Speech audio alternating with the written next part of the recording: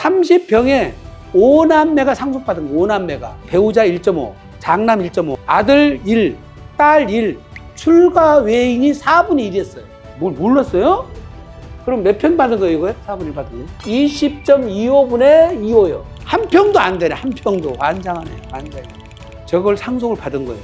어느 날 남편 집을 팔았어. 어마어마하게 10억을 팔았는데 1세대 2주택으로 세금이 나와버렸어요. 어째서? 시골에 요거를 받아놨다는 이유로 이혼을 했을까, 안 했을까?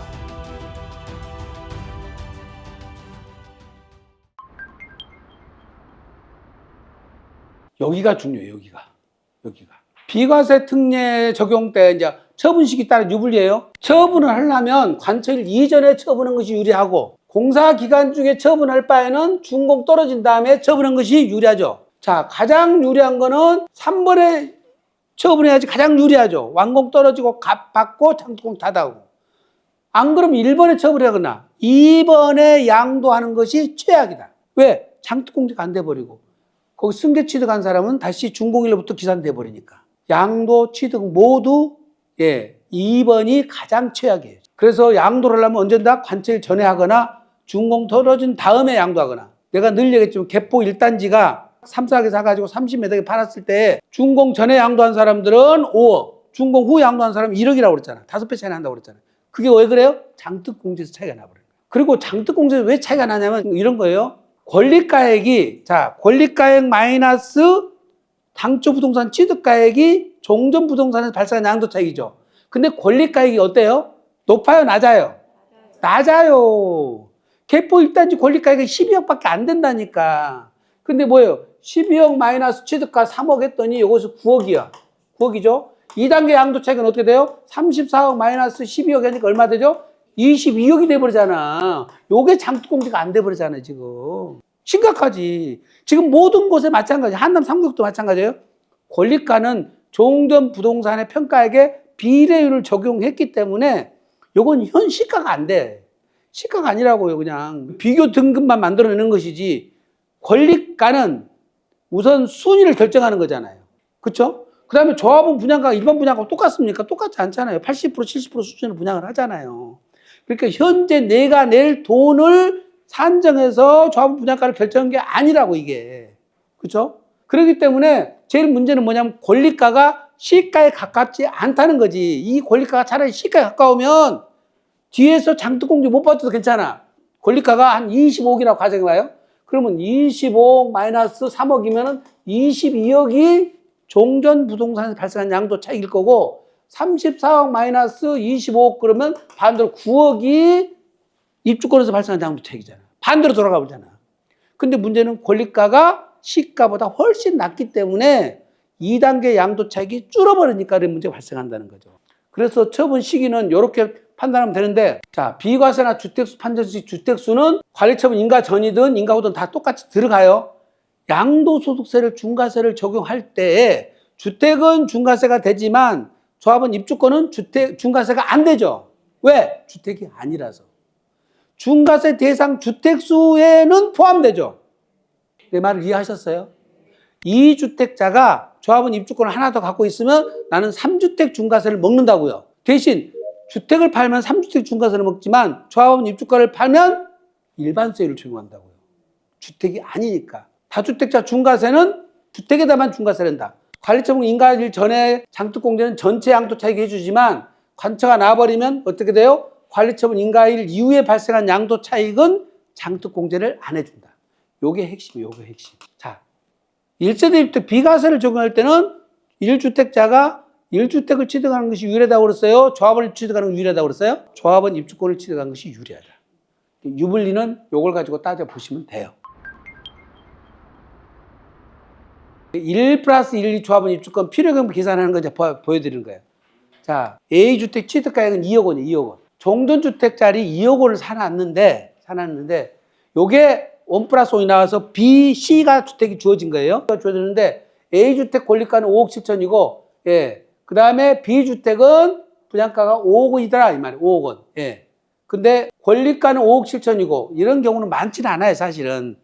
아마 한 8억은 나와야 되죠, 실제로는. 근데 약간 넘었어. 이건 게 B주택 5억 5천을 넘기면 권리가 5,7천밖에 아니면 어떻게 되죠? 2억 원에 대해서 전체 권리가액분의 분양가가 A주택이 5억 5천이요. 그러면 1억 9천2백을 B주택에서 써먹고 그 다음에 C주택은 0.2억 요놈만 갖다 써먹으니까 분담금 냈던 돈이 4억 8천이 전부 C주택에서 부담은 꼴이 되죠. 그럼 나중에 팔 때 장특공제는 B주택 거는 취득일부터 양도일까지 장특공제가 되겠죠. 근데 C주택은 분담금 낸 4억 8천만큼은 장특공제 보유기한 기산일이 언제예요? 관철부터 계산돼요. C주택이 불리해지죠. 예, 불리해지는데 근데 통상적으로 C주택을 먼저 팔고 나면 B주택은 1세대 1주택이 비과세가 되겠죠. 근데 비과세가 되니까 여기다 써먹은 것이 불리하죠, 납세자는. 여기다 써먹어야지 유리한 거예요. 이해되셨어요? 그러니까 조합에서 아는 사람 같으면 여기를 먼저 메꿔야 되거든, C주택을. 권리가를 여기다 집어넣고, 예, 분담금을 큰 것에다 집어넣어야 그거는 비과세 되는 거니까 영향을 덜 받는 건데 지금 통상적으로 조합들이 다 큰 것에다 먼저 집어넣어요. 그 다음에 플러스를 추가 분양한 걸로 간주를 하는가 봐요. 자, 그 대신 어떤 조합은 아까 그냥 안분해서 한다고 그랬죠? 분양가를 기준으로 안분해가지고 똑같이 비율로 나누는 것도 하나의 방법이다. 그거는 관리처분 내역서에 따라서 판단해 주면 돼요. 임대 등록자 요 설명만 잠깐 할게요. 장기 임대주택 사업자는 2020년 8월 18일자에 4년짜리 단기 임대는 말소돼 버리고 없어져 버렸죠. 8년짜리도 아파트는 말소되고 없어져 버렸어요. 폐지가 돼 버렸어. 그러면서 전부 10년짜리만 남았죠. 10년짜리만 남았는데 종류가 세 가지가 있어. 자동 말소자, 자진 말소자, 직권 말소자.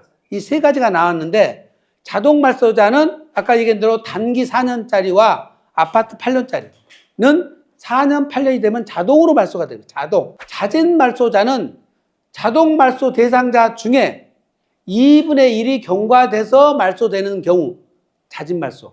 2분의 1이 경과되지 않으면 세제 혜택 받은 것을 하나도 세제 혜택을 안 줘버려요.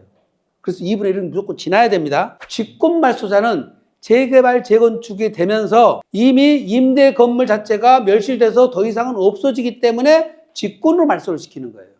그래서 직권 말소자라고 표현하는 겁니다. 자, 그런데 거주주택 비과세 특례 조규정은 자동 말소자, 자진 말소자, 직권 말소자가 다 달라요. 여기가 말소이죠, 말소. 자동 말소, 자진 말소, 직권 말소가 되는데 요 이전에 먼저 말소 전 이전에 판 사람들은 나중에 사후 관리에 따라서 의무 임대 기간을 채워야 돼요. 지금 말소되기 전에 내가 먼저 양도를 해버렸단 말이에요. 양도를 했으면 내가 장기 임대주택이 의무 임대 기간을 채웠어야 돼. 자, 4년짜리는 의무 기간이 몇 년이에요? 우리는 장기 임대는 5년이에요, 5년. 세법상은 5년이에요. 5년을 채워야 되니까 단기는 4년짜리인데 1년을 더해서 5년을 채워야 돼. 예. 근데 내가 3년 만에 먼저 집을 팔아버렸어. 그리고 나는 5년 동안 하려고 그랬는데 자동 말소돼 버렸죠. 내 책임이 있어, 없어? 없어. 그러니까 봐주는 거예요. 그 다음에 또 먼저 내가 양도를 해버렸어. 양도한 다음에 자진 말소를 시켰어. 물론 2분의 1이 지났으니까 나한테 권리를 줬으니까 나한테도 기초사유가 없죠, 또. 예, 또 마찬가지예요. 내가 사전에 팔아서 계속해서 5년 채우려고 했더니 직권 말소돼 버렸어. 그것도 나한테 기초사유가 없어. 따라서 말소 전에 양도한 것, 이 부분은 세 경우 모두 비과세를 인정해 준다. 사후관리 요건에 위배되지 않는다고 보는 거예요. 그런데 말소 후 지금 이후 양도하는 것들, 자동 말소자, 자진 말소자는 상관이 없는데 직권 말소자는 안 봐줘요. 직권 말소자는 직권 말소가 되면서 그거는 주택으로 남는 것이 아니라 뭘로 남았어요? 조합은 입주권으로 변해 있는 거예요. 그래서 비과세를 안 봐주는 거예요. 자, 그러면 직권 말소 전에 자진 말소를 하면 자진 말소가 돼요. 뭘로 된다고? 직권 말소 전에 자진 말소가 되면 자진 말소자가 된다고요. 대신 2분의 1은 경과돼야 되겠죠? 자, 문제는 자진 말소를 할 수 있는 사람은 누구예요? 아파트 소유자. 장기 임대주택으로 아파트 8년짜리 등록한 사람들 얘기해요. 그 사람들만 자진 말소를 할 수 있는 것이지 단독주택, 다가구주택, 다세대주택, 연립주택은 직권 말소가 대상이 아니에요. 따라서 그 사람들은 자동 말소 대상이 아니기 때문에 자진 말소도 안 되는 거예요. 그 어떤 사람들은 이거 좀 재개발, 재건축 되고 있는데 그거를 자진 말소를 해갖고 누가 세무사님이 오라겠다는 거예요. 그거는 잘 모르고 하는 소리예요. 예. 아파트만 자진 말소가 가능하다. 제일 중요한 의미는 거주주택 비과세만 여러분이 기억을 하시면 되고, 다주택자 중과세 규정은 다시 시행되면 그때 한번 다시 공부를 해요. 상속주택이 너무 복잡해서 제가 이거를 머릿속에서 어느 날 잠을 자다가 일어났는데 이 표를 그려보고 싶은 거예요. 이 표를 그려보는데 이게 다 머릿속에 떠오르는 거예요. 그래서 내가 만들어 놓고 내가 감동한 거 아니에요? 와, 세상에. 근데 감동을 했는데 우리 고현식 세무사한테 이걸 검토해보라 했더니 하나가 너무 도전적으로 했대요. 조금 설명을 해볼게요. 자, 상속주택 특례는 이제 어떻게 해서 특례가 주어졌냐면 처음에 아버지가 돌아가셨어. 아버지가 돌아가셨는데 자녀들이 상속을 받았다고요. 원래는 1세대 1주택 비과세자들은 1주택만 비과세 해줘야 될 텐데 내가 집을 한 채 갖고 있다가 우리 아버지가 돌아가셔갖고 내가 집이 두 채 생기고 해주세요. 그렇게 기도를 해갖고 두 채 생긴 사람 없잖아요.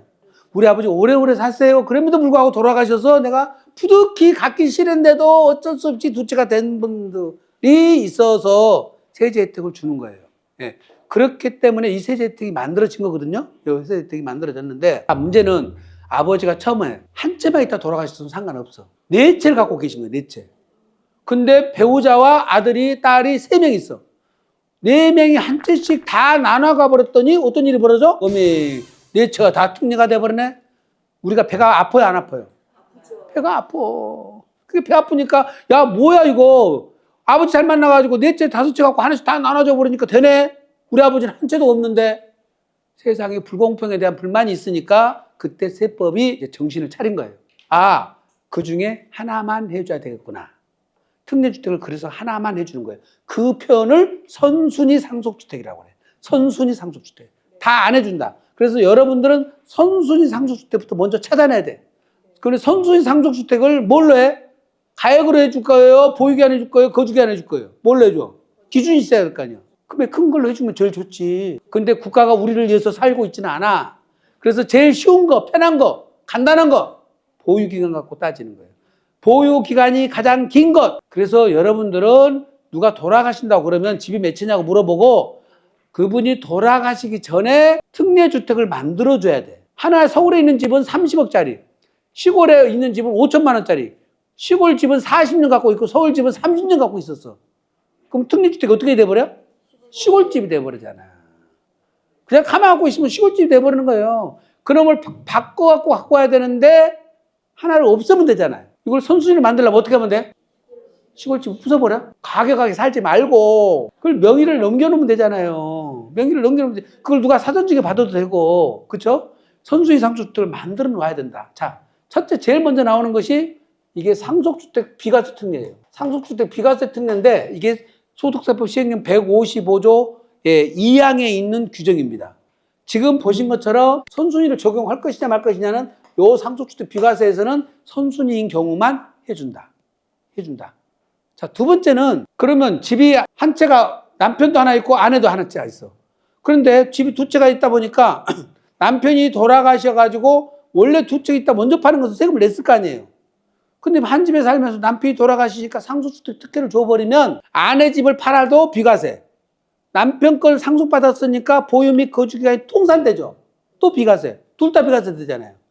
이게 원래는 두 채가 있는 상태에서 상속이 이루어지면은 특례를 주면 안 되죠. 그래서 동일 세대의 특례가 배제되는 거예요. 예. 이해되셨어요? 이게 동일 세대면 특례를 줄 거냐 안 줄 거냐 여기서 그래서 배제돼요. 자, 문제는 내가 하나 주택을 갖고 있는데 아버지 돌아가셔서 나 두 채를 만들어 주세요 해가지고 두 채가 된 사람들은 봐주는데 상속주택을 먼저 내가 받았어. 그 다음에 내가 집이 없었는데 또 한 채를 샀어. 그렇게 두 채가 되는 건 아니라는 거잖아요. 한 채를 이미 갖고 있는 상태에서 상속이 이루어진 것만 해준다. 그러니까 뭐라고? 예, 보유한 상태에서.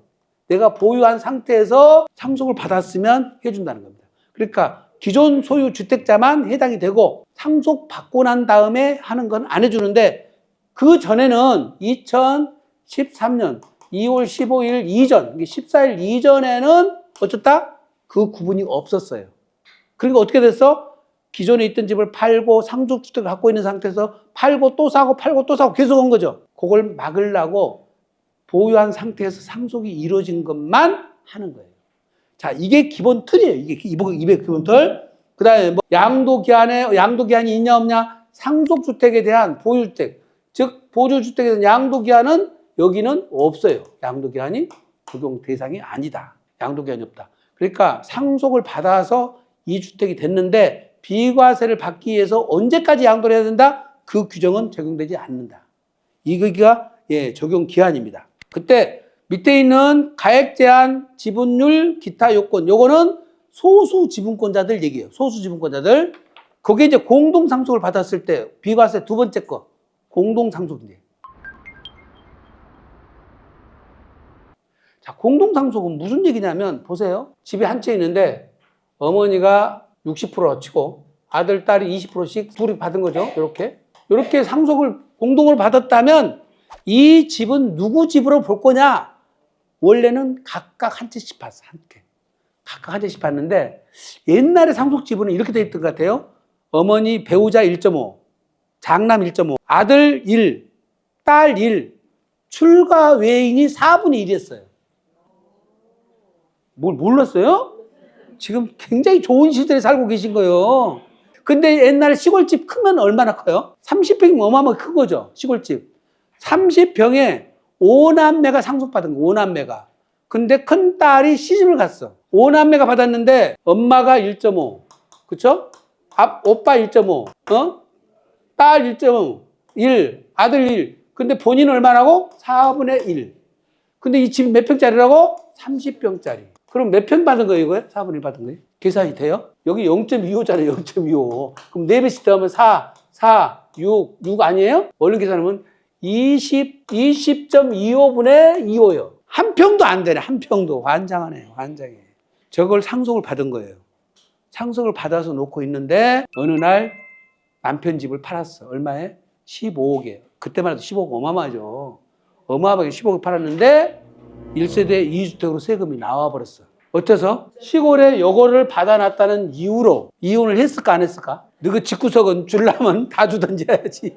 0.25를 줘가지고 세금 미가세를 못 받게 만들어가지고 이게 서울에 사는 사람들이 도시에 사는 사람들이 이거 시골집 때문에 세금 막 폭탄 맞는 거예요. 그래서 소수 지분권자들 요 사람들은 싹 주택수 빼주라 이 말이라고요. 그래서 공동상속주택은 선순위 상속주택이 원래는 없었어요. 공동상속주택은 여러 채가 있더라도 공동으로 받았으면 각각 한 사람씩 보면 되니까. 그런데 요게 국세청에서 심판원에서 패소를 하니까 법을 2019년도인가 집어넣었어요. 그래서 선순위가 들어갔어요. 두 번째 이제 문제는 뭐예요? 동일 세대일 때 이거를 봐줄 거냐 안 봐줄 거냐 이 문제예요. 국세청은 동일 세대 간에 이루어지면 소수 지분권자 이것도 안 된다고 해석을 하는 거예요. 자 보세요. 아버지와 어머니가 같이 살아. 근데 아까 출가 애인은 언니는 따로 살았으니까 상관없어. 학교 다니는 얘들은 어떻게 어머니 아버지 같이 살았잖아요. 그렇지 않아도 조실부모였고 아버지 일찍 돌아가시고 죽었는데 너 아버지랑 같이 살다가 너 상속받았지. 동일 세대니까 안 된다는 거예요. 지금 이게 말이 돼요? 말이 안 되잖아. 그래서 심판원에서는 동일 세대의 여부에 상관없이 특례를 적용해 주는 게 맞다는 게 심판원 생각이에요. 그래서 나는 내가 동글보게 쳐놨죠. 동일 세대. 근데 이걸 삼각형으로 해요. 삼각형. 뭐라고? 국세청은 동일 세대는 안 된다고 그러고 소송 가면 이길 수 있다. 그 말이에요. 근데 나는 국세청에서 해석이 조금 합리적이지 못한 것 같아요. 지금 보셨잖아. 소수 지분은 봐줘야 맞잖아요. 그렇죠? 그 다음에 그러면 내가 기존 주택을 갖고 있는 상태에서 공동상속을 받아야 되냐 이 말입니다. 그때 소수 지분권자는 주택이 있으나 없으나 상관없다. 기존 주택을 갖고 있지 않더라도 나중에 사도 상관없다는 거예요. 중과세 가서 보실래요? 중과세. 단독은 거의 똑같은데 다만 중과세 대상에서 단독주택은 상속받았을 때 적용 기한이 있죠. 상속주택을 양도를 하면 5년 이내 양도하면 중과세를 면해 주는데 언제까지 팔아야 돼? 5년 이내. 상속주택을 보유한 상태에서 일반 주택을 양도할 때는 중과세를 안 하겠죠. 5년 이내까지는 안 해. 5년이 지나버리면 중과세가 돼버려. 그래서 아까 비과세는 양도기한이 없었죠. 근데 중과세는 양도기한이 있죠. 요게 차이가 나요. 그 다음에 다주택자 중과세 규정에서는 소형주택, 이 소형주택은 소수 지분권자, 소수지분권자는 이거를 양도할 때도 중과세를 무조건 안 하고 보유할 때도 주택수에서 무조건 빼줘요. 아까 비과세에서는 뭐라고 써? 소수지분권자는 보유한 상태에서 일반 주택을 팔 때는 비과세를 해주고 소수지분을 팔 때는 각각 비과세를 다시 따져봐야 돼요. 그게 하나인지 두 채인지 따져보는 것이고 대신 다주택자 중과세 규정을 적용할 때는 어쩐다?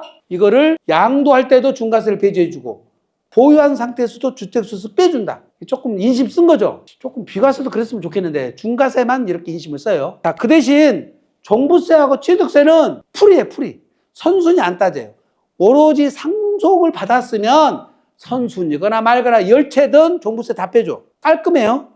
예. 그 다음에 뭐예요? 동일세대 여부 다 상관없어. 예. 다 상관없습니다. 예. 그 다음에 뭐 기존에 선보유냐 후보유냐 안 따져요. 그래서 오로지 종부세하고 취득세는 적용 기한만 정해놨죠. 그쵸? 예. 단독으로 받은 것은 5년까지는 봐주고 5년이 지나면 종부세, 주택세 들어간다 이 뜻이에요. 취득세, 중과세, 주택세 들어간다는 뜻이에요. 대신 소수지분권자는 어쩐다는 거예요?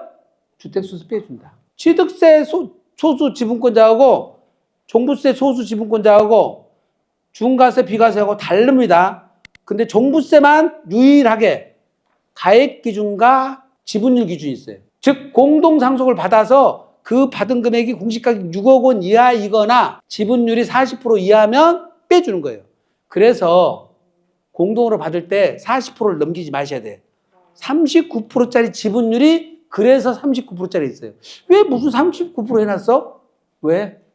종부세에서 주택수에서 영원히 빠지게 하려고. 금액이 얼마 커도 상관없습니다. 지분율이 40% 미만이면 종부세에서 제된다. 자, 소수지분주택 판정 기준은 지분율 똑같으면 거주자 여부 똑같으면 연장자로 따진다. 농어촌 주택, 여기 기타 요건이 피상속인이 5년 이상 거주한 주택을 말하는데 동일 세대일 경우는 특례를 배제한다. 이것도 나는 이해가 안 가요. 시골에서 아버지랑 같이 농사 짓고 살다가 상속을 받아놨어. 그리고 내가 그 집을 놔두고 지금 서울서 나 이사 왔거든요. 그런데 그게 농어촌 주택, 이농주택이라고 해서 그 지금 팔라고 했더니 아버지와 너 같이 살다가 너 상속받았잖아. 그러니까 안 된다는 거예요. 요거는 좀 입법 취지 안 맞잖아요. 그렇죠? 조금 이상합니다. 공동상속주택 중 지분이 큰 자는 단독 상속주택과 똑같이 취급하면 돼요. 아까 소수지분권자는 특례 규정을 적용하지만 그 중에 가장 지분이 큰 사람 거는 단독 상속으로 봐가지고 해석을 하면 되겠다. 다주택자 중과세 적용 시에 소수지분주택은 보유, 양도 시 모두 특례를 적용해 준다. 즉 양도했을 때는 중과세 안 하고 보유했을 때는 주택수 빼준다 이 말이거든요. 공동상속주택은 주택수 제한도 없다. 제한도 없다. 종부세는 상속주택 특례 적용주택은 주택수에서는 제외되지만 주택수에서는 빼줘요. 대신 종부세 과세 표준은 산입돼요. 주택수에서 빼주니까 2주택, 3주택, 3주택으로 갈 때 중과세를 안 한다는 거죠. 다만 그 주택 가액의 과세 표준은 산입이 된다. 주의할 거는 상속주택에 대한 취득세는 상속시 1세대 1주택이면 세율이 0.8%고 1세대 1주택이 아니고 2주택이면 2.8%로 올라가는데 지방세는 이랍니다. 보세요. 1세대 1주택인지 여부가 지방세 쪽은 참 깔끔해. 머리가 복잡하게 안 해놨어. 나도 이렇게 살고 싶어. 뭐라고 돼 있는 줄 알아요? 주민등록상. 뭐라고? 주민등록상. 같이 살고 안 살고 아무 상관없어요. 자, 큰아들이 미국으로 이민 가면서 집 한 채가 있어. 근데 어머니한테 같이 놓고 갔어. 근데 아버지가 돌아가셔 본 거예요. 근데 아버지는 집이 한 채밖에 없었어. 근데 큰아들이 집 한 채 또 있으니까 몇 세대, 1세대 몇 주택이 돼버려? 2주택. 아니, 미국 살기 때문에 여기 안 살아요. 필요 없다니까. 깔끔하다니까. 그러면 아버지 돌아가시기 하루 전이라도 주민등록을 빼서 누나 집에다 갖다 놨어야지. 예. 같이 살아도 빼서 가져가면 상관없어요. 같이 살아도. 그래서 1세대 1주택자를 무조건 만드는 것이 원칙이다. 예, 원칙이다. 이제 우리가 공부를 했으니까 응용을 해보자고요. 예. 아버지가 주택을 A, B, C 세 개를 두고 돌아가셨어. A주택은 88년에 취득했고 B주택은 98년에 취득했고 C주택은 2008년에 취득했는데 시가를 보니까 시주택이 제일 비싸. 겸용주택인 것 같아요. 예, 주택만 따져도 30억짜리고 B주택은 40억, A주택은 20억이다. 지금 배우자는 무주택자고 장남은 1주택자고 차남은 2주택자고 장녀는 1주택자라고 합니다. 근데 공시가격도 나오고 소유주택은 언제 처분할 예정인지 장남은 4년 후에 차남은 1년 후에 처분한답니다. 상속주택 처분 예정도 다 나와 있죠. 예.